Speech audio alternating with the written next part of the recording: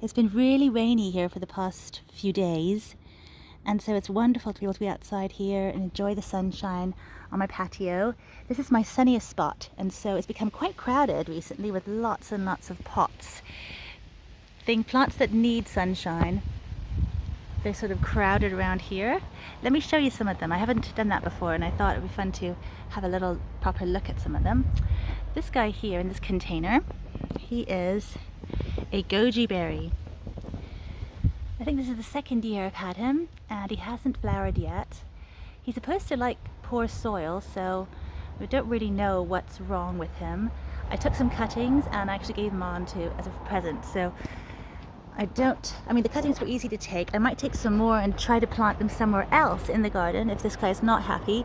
The thing with goji berries is that they can really spread quickly and take over the garden, so they do advise that you plant them in pots and containers, keep them contained somehow. But we'll see how it goes. It might take, maybe they'll flower next year. That'd be nice to get some fresh goji berries. I've never tried them fresh. They've got lovely leaves, and the leaves are also really full of vitamins and nutrition. They're actually just as nutritious as the berries, and they're looking a little bit sparse too because I have been picking them and using them in my salads.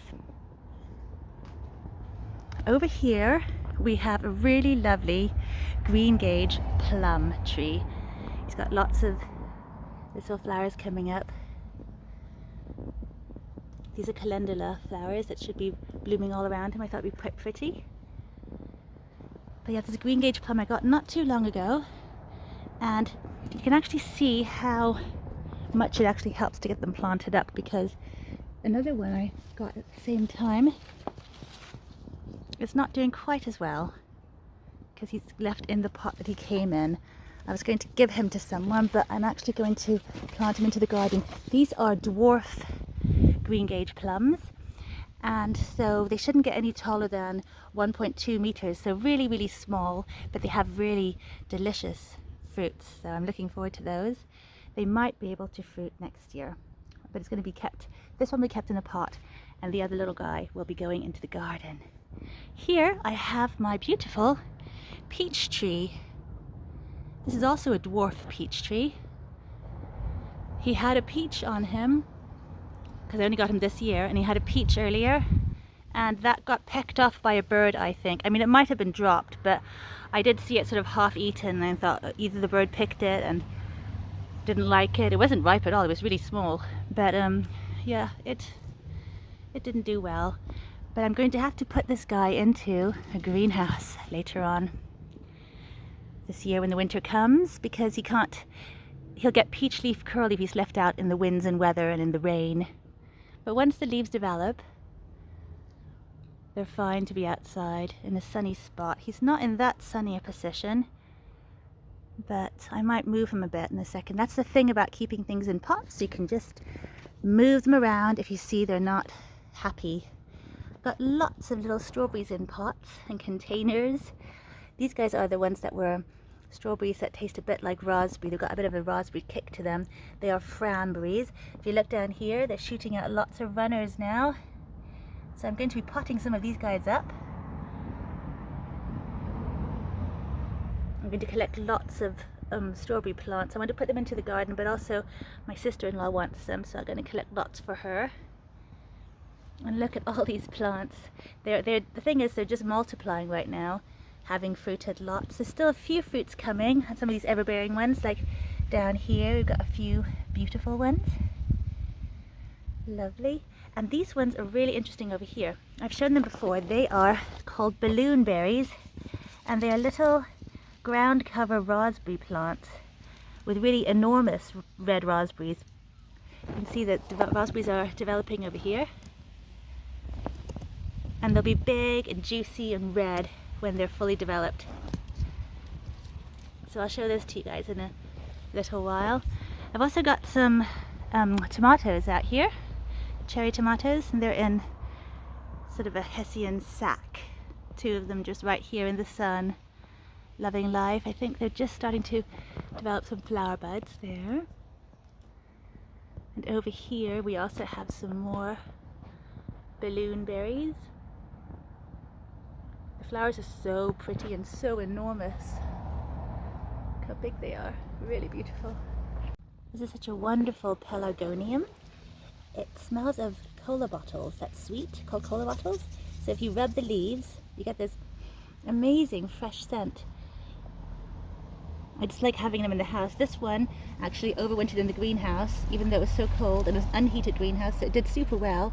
And I'm going to, well, take some cuttings of it and keep it in the house because I love having that smell just waft towards me as they get warm in the sunlight. All the oils come and sort of drift towards you, and you just smell this amazing fragrance, really fresh scent. Beautiful.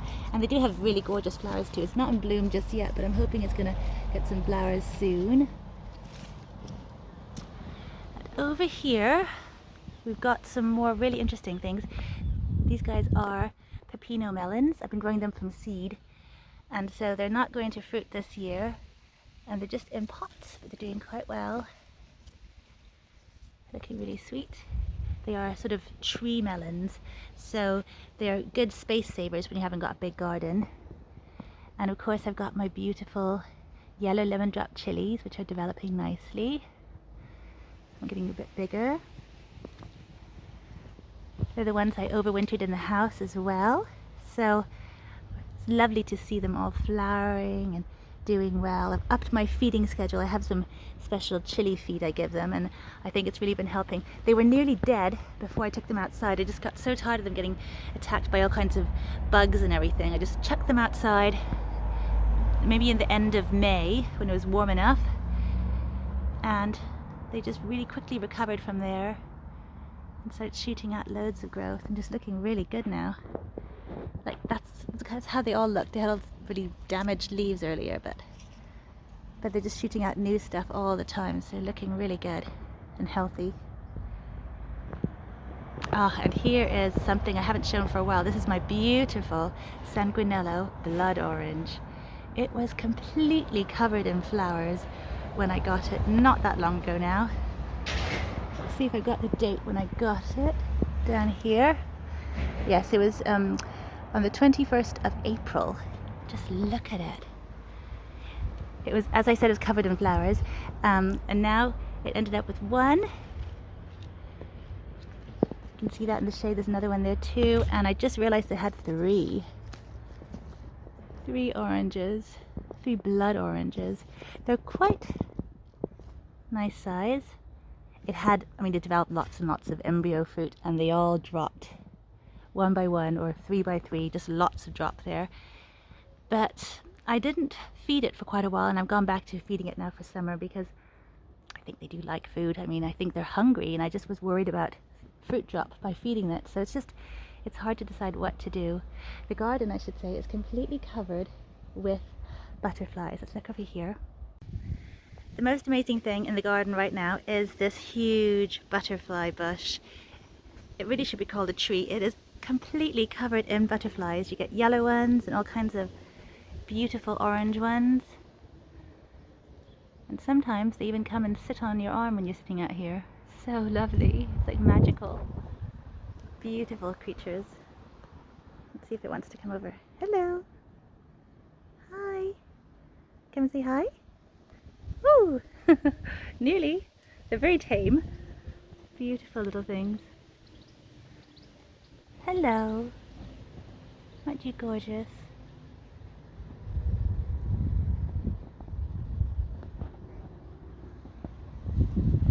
My cucamelons are also here in a pot. They're doing very, very slow work in growing, but I do see a few flower buds here. I do love little cucamelons. They're so cute. And they just have this wonderful sort of lemony flavor to them. Really like them. Oh, and here are my beautiful pineapple guavas. Look at them. They're looking big and healthy, but they haven't flowered at all. I had them since, I think, before last year, so they're not flowering yet, but maybe they will next year. And I am considering putting them in the garden somewhere if I can find anywhere to dig them in, which I don't think I can, but they probably need bigger pots. They just don't like being root bound too much, I don't think. And in behind here, we actually have a lily pilly that's stuffed in there. It's got some wonderful, wonderful red foliage. The tips are always coming out beautiful red. And it also has a really surprisingly weeping habit. Look here. Do you See how it weeps? Sort of falls a bit. Really interesting. It's grown a lot since I took it outside this year. It has to overwinter in the house because it's a sort of subtropical plant and it's, you know, frost sensitive, so it can't stay outside all winter. So it's going to be a really large focal point in the living room when it comes in to overwinter this winter. It was much bigger than it was last year, but it's looking really pretty. It's supposed to have these beautiful pom-pom flowers and then these interesting flavored sort of bush tucker berries, but I haven't had any yet, so maybe next year. But it does make a beautiful little piece of interest in the garden here. And of course behind all this we have our quite big red devil apple tree now, with lots of really rosy apples on it. They get redder and redder, and they're kind of the ones that are so red that they sort of bleed into the pulp of the apple. Look at that butterfly. I can't get enough of these butterflies. They're just everywhere.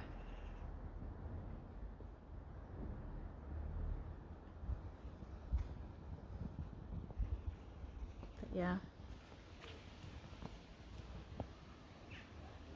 The garden is a really nice place to be on a sunny day. Oh, and look, down here is one of the Chilean guavas. And its little berries are forming now. It had those beautiful flowers, and now all the berries are shaping up. The berries ripen sort of by, oh look, here's another last flower. The berries ripen sort of by October, which is really good because then you get like succession planting. You get a continuous supply of different berries when everything else sort of stops, and you get these ones as a little last garden treat. But yeah, that's just the little things you can see. Oh, also lots of loganberries here. All the new growth is coming up. They've fruit on last year's growth, and then all the new growth comes up now. As you can see, it's the difference between last year's growth is this woody stuff that I have to chop off away now, and then this year's growth is the nice green, fresh shoots that will be fruiting and flowering next year. So they're the ones I'll keep. But there's so much going on here on the patio, so I thought it would be fun to show you. I hope you enjoyed this. These are my little asparagus peas that have these little tiny winged peas that taste like asparagus, as the name indicates, and they're really tasty and delicate. I really like them. They're in this trug here, and I'm going to definitely grow lots more next year because they are so small. I think I picked them all. Let's have a look and see if I can see any that are ripe right now or that are sort of developing, because you get them when they're really young and tender, but not at the moment. I have been very diligently picking them so we can eat them. But yeah, really lovely. Oh, and look at this. This is some dill over here. Some dill that's starting to flower, and I thought I'd collect the seeds and then sow lots more. It's a perennial herb, so it should come back next year as well. I'm going to plant it somewhere in the garden. I planted lots of fennel because we had some fennel and it was too close to the tiny little patch of lawn we had, so it got cut by a lawnmower. And so I thought I'd plant lots in a really separate area where it's a little bit tricky to get to, because I do like picking all kinds of herbs for our salad. Look how beautiful and frothy the fennel is. This is some new little fennels coming up. They're so tender and beautiful. But I planted lots in a different little area. Oh, and here are some of the Chilean guava cuttings. Little cuties.